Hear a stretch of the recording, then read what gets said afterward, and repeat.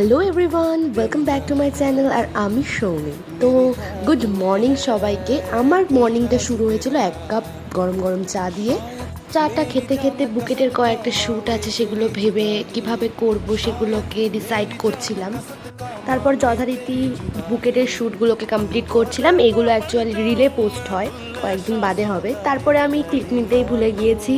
তারপরে আমি স্নান করে রেডি হয়ে চলে গিয়েছিলাম সেজনকে পিক করতে, কারণ আমাদের আজকে মন্দিরে যাওয়ার কথা ছিল। আর ওর জন্য অনেকক্ষণ ওয়েট করার পরে ও অ্যাট লিস্ট এসেছে। বাট একটা কথা বলি, ও না খুব ক্যামেরা শাই, ঠিক আছে? ও ক্যামেরা দেখলে এরকম লজ্জা পায়। ওকে আমি অনেক কষ্টে আমার ব্লগে নিয়ে আসি। তারপরে ওখানে গিয়েই তো আগে আমরা ধূপ আর মোমবাতিটা ঝরিয়ে নিয়েছিলাম। মন্দিরে যেহেতু একটা বিয়ে হচ্ছিল, এই জন্য আমাদের কাছে অনেকটা টাইম ছিল, তো আমরা ওই পুকুর পাড়ে বসেছিলাম। অ্যাকচুয়ালি আমরা গিয়েছিলাম আমাদের বাড়ির কাছেই জলেশ্বর মন্দিরে।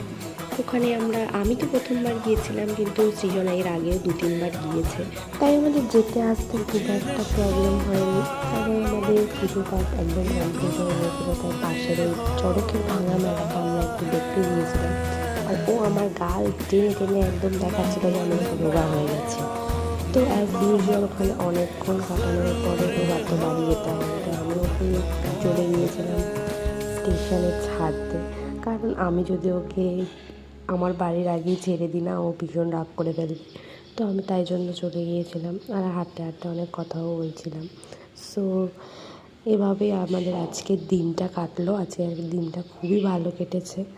তারপরে আমি চলে এসেছিলাম সৃজনকে ছেড়ে বাড়িতে। And that's it for today. By.